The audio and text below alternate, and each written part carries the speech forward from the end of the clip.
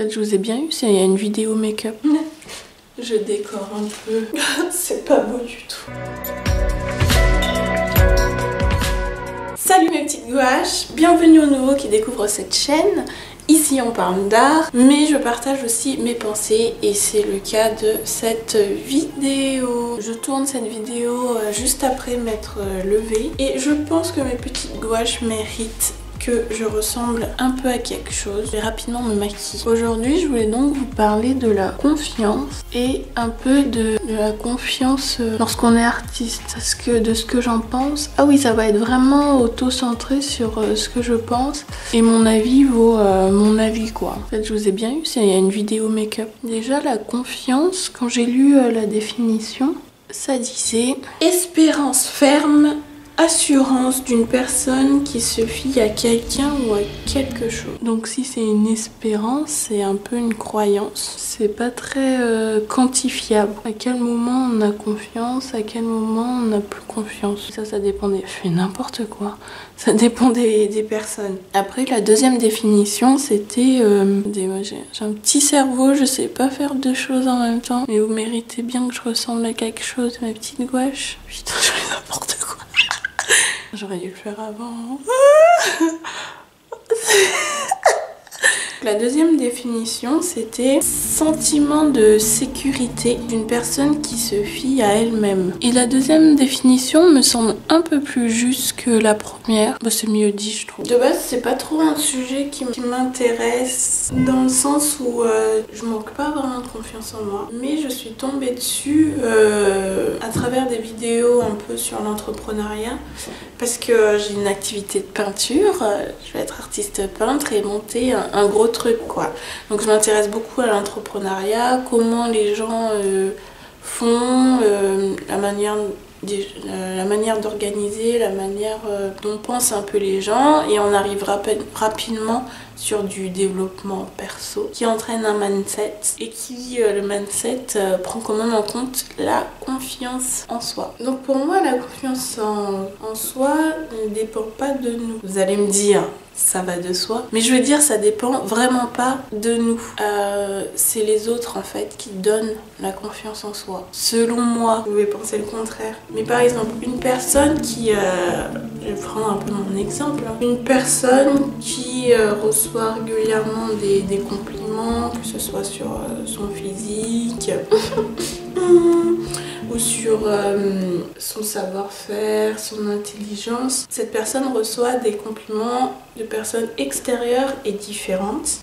La personne aura confiance. C'est-à-dire que dans son corps, elle aura un sentiment de sécurité du type « Ah bah si tout le monde me dit des choses aussi positives, c'est que je suis quelqu'un de sécure. » Ça fait un peu trop... Bon, je suis une personne en sécurité. Parce qu'on me dit « C'est bon, je suis jolie, ça veut dire que je suis censée plaire. » On me dit que je suis intelligente, bon bah je suis censée me débrouiller et me sortir des problèmes. On me dit que je sais faire des choses et plutôt bien, que ce soit, je sais pas moi, dans la peinture, dans le sport, enfin, bref. Donc là aussi je sais me débrouiller, donc je suis en capacité de survivre. Et ça met en sécurité quand on sait que dans son propre corps, on est capable de se maintenir en vie. À l'inverse, une personne qui n'a pas eu tout ça tout le long de sa vie, ça c'est important, et ben elle va pas être sécure. Si on lui dit toujours qu'elle ressemble à rien, qu'elle sait rien faire et qu'elle est bête, forcément dans son corps elle va pas se sentir en sécurité, elle va pas croire qu'elle peut survivre. Elle sait qu'elle n'est pas une personne fiable pour sa propre survie parce que ouais, elle ressemble à rien, donc pas de reproduction entre guillemets.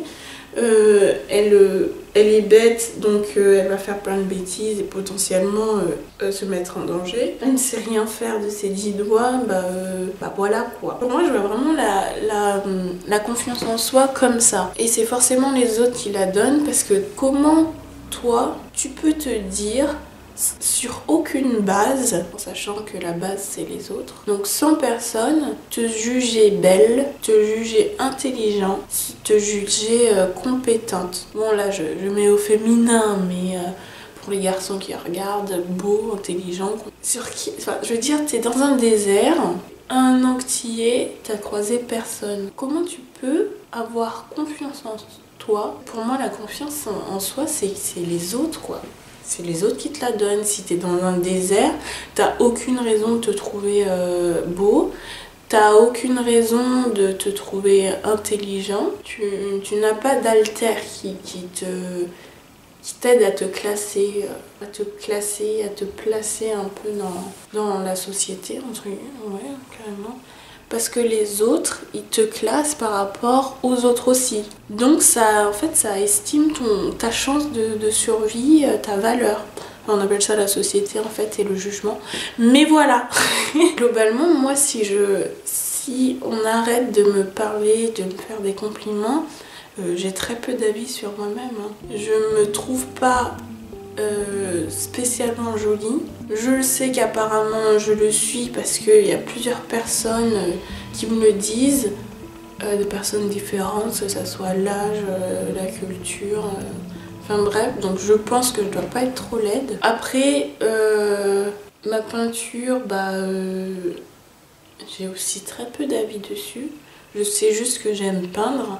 Je ne sais pas à quel point je suis forte ou pas en peinture. Et en termes d'intelligence, je me sens pas intelligente, quoi. Pas bête non plus, parce que autour de moi on me fait bien comprendre que je suis pas stupide. Mais vous voyez, sans tous ces retours, moi j'aurais peu d'avis sur moi et peut-être même pas confiance en moi. Dans l'idée que c'est l'autre qui te donne confiance en toi, il y a aussi une grosse notion de la reconnaissance. Je pense que c'est hyper relié. Plus on te reconnaît, que ça soit on te reconnaît, ah bah tiens, ça c'est elle, et qu'on te reconnaît comme être humain un peu utile, plus tu as confiance en toi. Et bien sûr, on n'a pas tous le même niveau de besoin de reconnaissance. Bon, après ça va venir dans la vidéo, mais non, je le dirai un peu plus tard. On a deux profils devant les gens qui sont en manque de reconnaissance, donc en manque de confiance, donc des personnes qui n'ont pas assez reçu de bons commentaires des autres. La première option, c'est qu'ils ont un besoin qui n'est pas rempli et du coup ils vont chercher cette reconnaissance, donc ils peuvent avoir des comportements un peu chelous, un peu chiants. Et bien sûr, c'est pas la bonne façon de faire parce que les gens vont continuer à faire des remarques plutôt négatives. Et dans l'option 2, les personnes font rien. Du coup, les personnes qui les entourent n'ont pas de support pour faire des nouveaux bons compliments.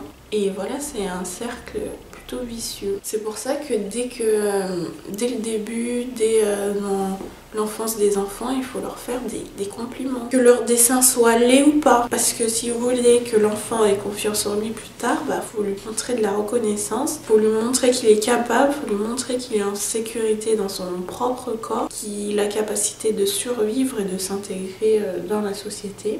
Comme j'aime bien partager mes idées, mais aussi peut-être pousser à l'action les gens, selon moi, la seule façon de contrer un peu ça, quand on reçoit pas assez on n'a pas confiance en soi, c'est vraiment de passer à l'action. Vous allez me dire, mais c'est ce que disent toutes les personnes dans le développement personnel, blablabla. Sur le coup là, je les rejoins complètement. Dans la vie, il faut trouver dans quoi on est bon ou bien ce qu'on aime faire. Et la seule façon de trouver dans quoi on est bon, c'est vraiment de tester. Là, je sais pas, là par exemple, vous levez, vous choisissez un livre dans votre bibliothèque si vous en avez une.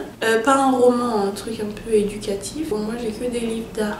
Mais par exemple, vous tombez par hasard sur un livre sur les cailloux, les minéraux et tout. Et pendant, je sais pas, 3 jours, vous travaillez à fond dessus, vous essayez de vous y intéresser, vous êtes curieux, vous essayez d'avoir un peu une idée globale de ce que c'est Donc à partir de cette première expérience, vous connaissez globalement le monde des minéraux et vous allez vous dire ok, j'ai été curieuse sur ce sujet. Qu'est-ce qui m'a plu, qu'est-ce qui m'a pas plu? Moi, ce qui m'a pas plu, ça manque de mouvement, de dynamisme. En fait, j'ai besoin qu'il y ait un peu plus de notions humaine l'heure d'après. Vous choisissez un sujet sur le sport, un sport en particulier, et pendant 3 jours vous faites l'historique du sport, vous essayez de le pratiquer et tout, et à partir de cette 3e expérience vous vous dites bon bah le sport j'aime pas trop en faire, enfin du moins pas celui-là, moi finalement l'historique du sport ça m'intéresse pas, j'aimerais plutôt être intéressé au futur, et là vous allez je sais pas moi s'intéresser aux robots, en fait il faut aller par étapes et identifier ce qu'on aime, et au bout d'un moment bah, on arrive à quelque chose d'assez concret quoi, avec plusieurs expériences. Mais là il faut vraiment commencer et se forcer sur je sais pas moi 4 jours à 5, une semaine, vraiment on se met à fond sur le sujet, et de cette base et ben, vous allez grimper et identifier un peu ce que vous aimez faire. Allez, levez-vous et choisissez un livre ou rendez-vous sur internet, peu importe. Dans la vie, faire ce que l'on aime, c'est le plus long, et le plus compliqué, et il faut un peu avoir un gilet pare-balles contre les critiques. C'est-à-dire déjà de base, il faut avoir une confiance qui fait que quand on te dira des comportements négatifs, ça va pas l'entamer. Dans l'autre cas, trouver dans quoi on est bon, bah c'est pareil, il faut creuser par étapes. Mais là, il y a moins la notion de prendre du plaisir dans ce qu'on fait, et plus d'être performant et chercher où on est vraiment efficace. Voilà, ça serait ça mon conseil. Et quand on fait quelque chose dans quoi on est bon et qu'on le fait bien, forcément les gens autour ils vont voir et ils vont commencer à faire des compliments, et en ces cas-là, bah voilà, la confiance va arriver. Pareil dans faire ce que l'on aime, bon il y a le bonus de la personne a l'air heureuse et s'épanouie.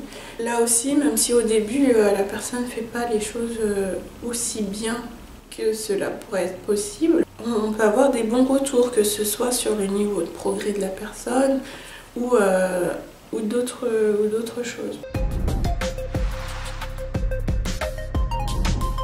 Vous allez vous dire, mais les gens qui ont le syndrome de l'imposteur, blablabla, et bien figurez-vous que j'y ai pensé. Et ma réflexion m'a amené à penser que le syndrome de l'imposteur, c'est quand on reçoit trop de reconnaissance, trop de compliments, et qu'on a dépassé en fait son seuil de besoin. Vous avez dit un peu plus tôt qu'on n'avait pas tous les mêmes besoins de reconnaissance. Et là, dans le syndrome de l'imposteur, on le dépasse, on est un peu en overdose. Le syndrome de l'imposteur, en quelques mots, c'est quand on a la sensation de ne pas mériter ce que l'on a. Quand on réussit un truc assez gros, je pense déjà que l'homme n'est pas fait pour avoir une énorme dose d'attention, que ce soit de la reconnaissance ou de la haine, et que les seules personnes qui supportent et qui gèrent ça pas trop mal, c'est les personnes qui ont beaucoup d'ego. Et je trouve que c'est pas mal d'avoir de l'ego, parce que l'ego c'est un peu la confiance en soi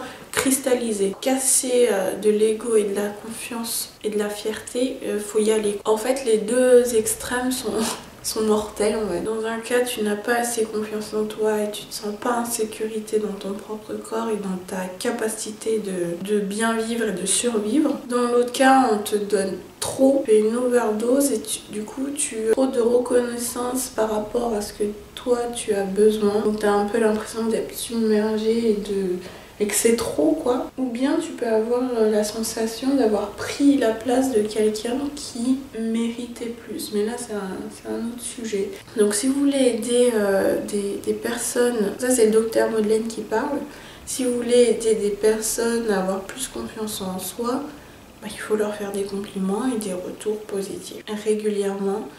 Et il faudrait que ça soit plusieurs personnes, parce qu'une personne ne suffit pas. J'ai jamais dit que c'était facile.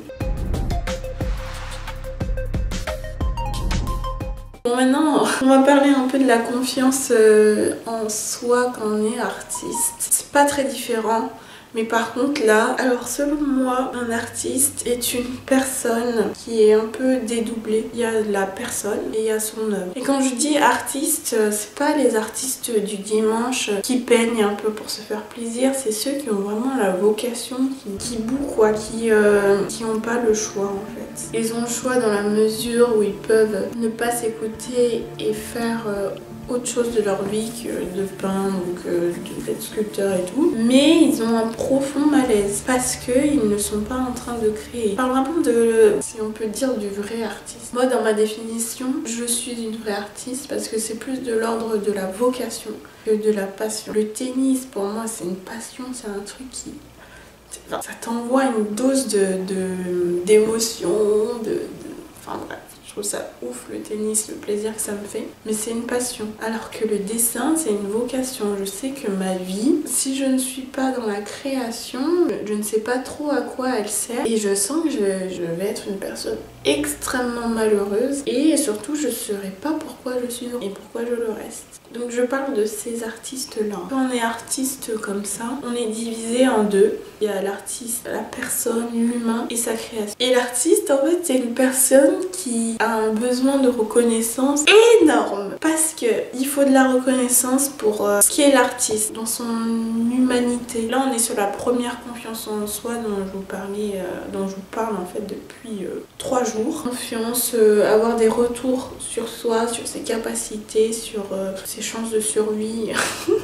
J'aime bien dire ça parce qu'on revient un peu dans le côté animal. Il y a ce besoin de reconnaissance là et il y a le besoin de reconnaissance. Non, je vais mieux dire.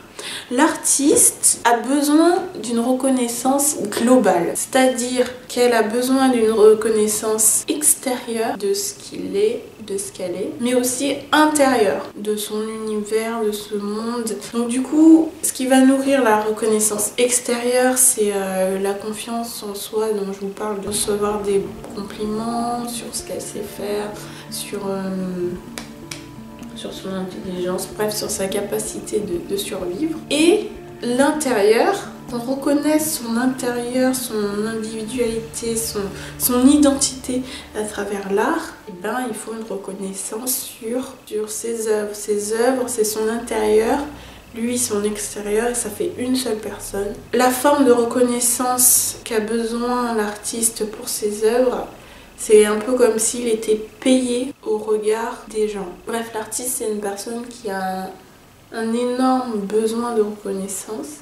Ça ne veut pas dire qu'il est en manque de reconnaissance, mais il a besoin qu'on nourrisse de la reconnaissance pour lui et pour son intérieur. Voilà, la vidéo se termine. J'espère que ça vous a fait un peu réfléchir et que pour les personnes qui n'ont pas vraiment de confiance en elles, elles se sont levées et elles ont pris un livre et c'est parti sur 5 jours pour travailler le sujet, même si a priori ça les intéresse pas et même si pendant qu'ils travaillent ça les intéresse pas.